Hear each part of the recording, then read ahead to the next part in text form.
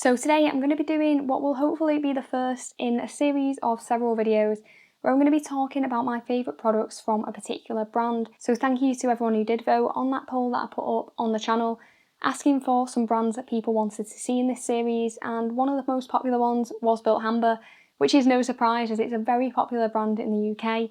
You can also get it overseas though, so I think a company called Carzilla, and I will link them in the description, are based in Canada, also shipped to the US as well, so they are definitely more accessible than they used to be. So I've got 3 products sat here behind me and I'm going to run you through each of them individually, why I like them and why I would consider getting them if you're new to Bilt Hamber and you're looking for some recommendations, or you happen to be looking for some recommendations in this category, then these ones are worth looking at too. So I'll start off with this one here, and this is Bilt Hamber Auto Wheel. So this is a very popular wheel cleaner, and it's classed as a wheel cleaner basically called a 2-in-1 wheel cleaner or a colour changing one. And what that basically means is that it does also have a chemical in it that basically you're going to find in iron fallout removers. It has other things in it as well that helps clean wheels, but that iron fallout remover is really good at aiding brake dust removal. So this is a product that I use neat. Some people will dilute it 1-to-1, I just prefer to go full strength with it.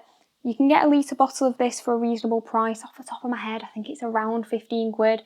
I will pop a link obviously to it in the description to get the exact price on it. But for this style of wheel cleaner, it does offer some nice value for money there. So although this isn't a chemical that I use on every single wash on my own vehicle, as it is well maintained, I do like to bring this out for cars that aren't quite as well looked after, or just higher mileage vehicles that have a lot of brake dust build up, particularly a lot of German cars that I see will need a product like this as well in order to get those wheels fully cleaned. It has a kind of gel-like consistency which does give it the benefit of a really good dwell time, so it doesn't drip off the car quite as quickly. It does have some potential to dry out, as all wheel cleaners generally do, and that's particularly if you are using it on a slightly warmer day, so working one wheel at a time obviously helps with this.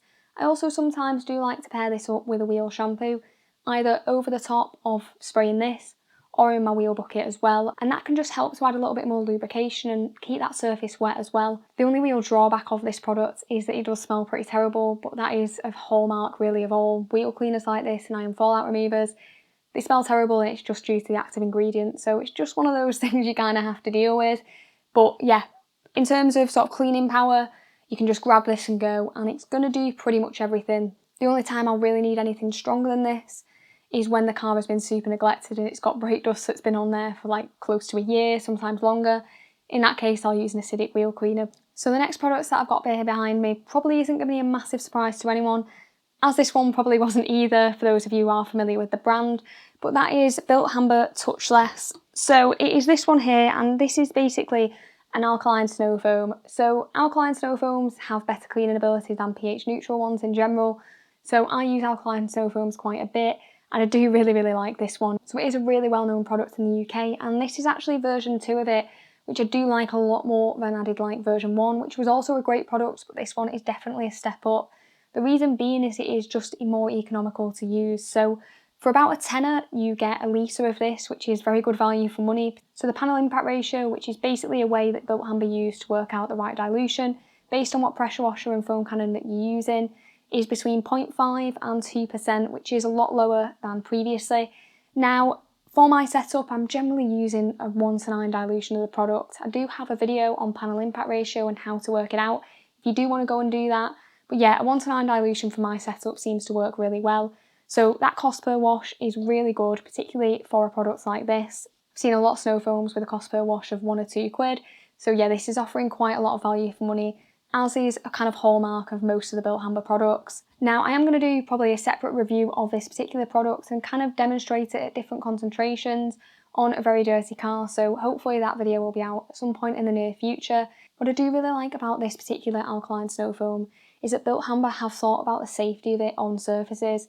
Now, alkaline products do have a little bit of a risk coming with them, but that generally is due to the types of chemicals that are used within them. So this one is free from caustic soda, which is generally one of the more problematic ones, that it can lead to things like staining of trim and other similar problems. So this one, I don't really have to worry about it as much when I use it, even though it does have that good cleaning ability. It uses sugar-based surfactants and it manages to do a good job at cleaning without sort of being super aggressive, if that makes sense. The only slight drawback of it is that the dwell time isn't amazing.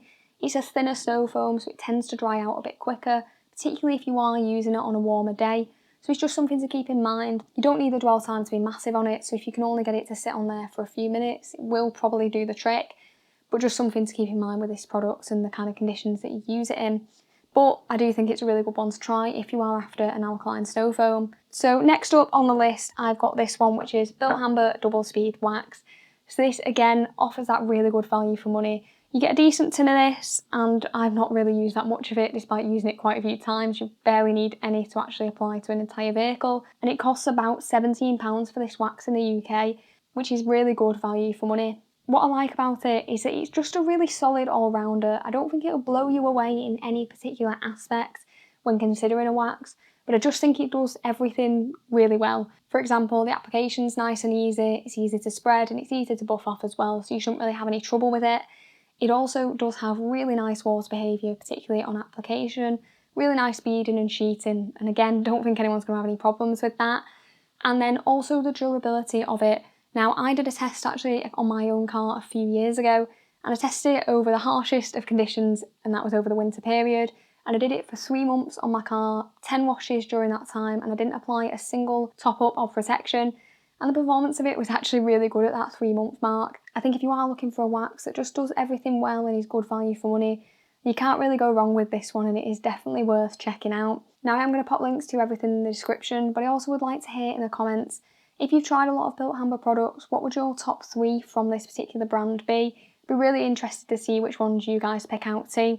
And if you have enjoyed this video, then it'd be brilliant if you could drop it a like, and thanks for watching.